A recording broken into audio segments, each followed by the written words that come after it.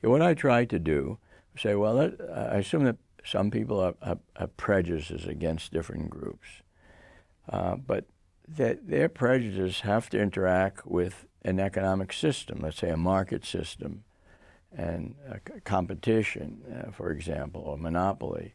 And how do their prejudices interact with the forces in the market? And I show that just knowing what people's prejudices aren't anywhere sufficient to let us understand how much observed discrimination you see in the marketplace. So I developed an analysis of the interaction between people's prejudices or preferences and how markets, different types of markets, including governmental markets, operate to try to get the end result would be how much observed discrimination do we see. Let's say if you have blacks and whites of equal productivity, how much less would the blacks be earning, for example? That's what I tried to do. It fed into some of the moral arguments, but it was an analysis. There are no recommendations in the book. It's an analysis of the problem. It fed my conviction in general that in order to understand what policies we should take, you have to first understand how people respond to different things. And so in order to understand discrimination and what buttons we should try to push political process, we have to understand how the people are going to react. And that's where my analysis, I think, has been useful. Economics really, in a nutshell, deals with how people respond to incentives.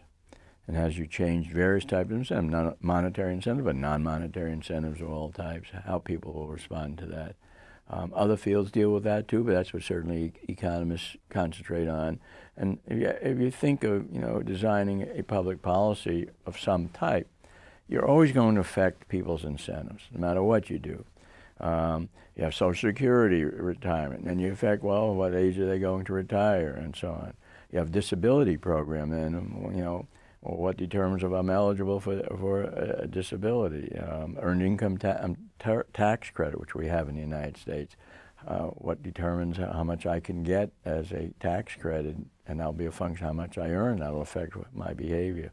So all public policies affect incentives, and so one has to. It's necessary to understand these responses, I think, before one can intelligently discuss public policy questions. I mean, in the simplest way to put what rational choice is, that people, consider alternatives, and they make a decision given what limited resources they have and their preferences that make them as much as they can anticipate, given the uncertainty, or as well off as possible. That's what rational choice theory, in its very simplest framework, is.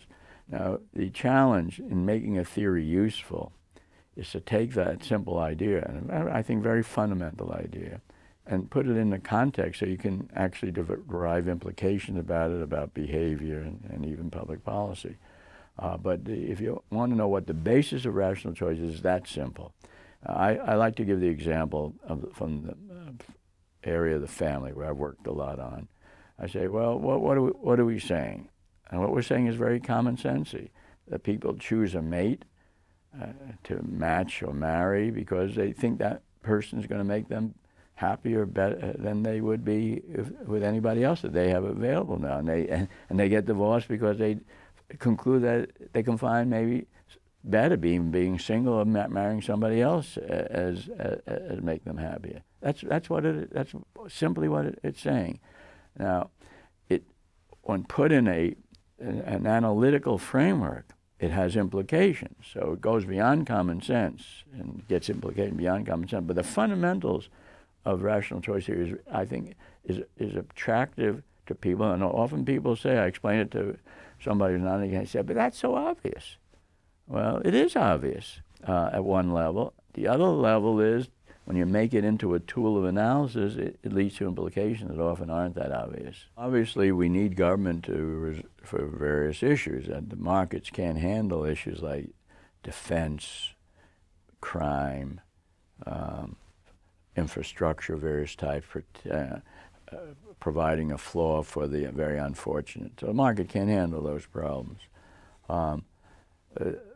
And you need government. But the problem with government, and why I tend to believe in small government, is that you you have very imperfect competition in government. Yes, we have elections, but it's a much blunter instrument than the kind of elections we have in the private sector, where consumers are voting with their feet. They don't like the product, they go someplace else, and people can enter in, and you have a entry and exit of a lot of different companies in most industries.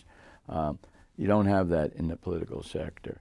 And so the second issue, that's a problem in the political sector. You have interest groups that greatly influence political outcomes. So you have the oil companies who don't want carbon taxes, for example, and so they're very powerful in the Washington debate on this. You have higher education institutions that are pushing for more subsidies for higher education, and so they're an interest group as well. So it's buffeted by interest groups, and the powerful interest groups will get their way, and you have much less of that when you go to a market system. So I think there are some really fundamental defects in government. Government is necessary. You couldn't have a humane or a productive society without government. On the other hand, when government overreaches, which I think it often does, I think you get less desirable outcomes.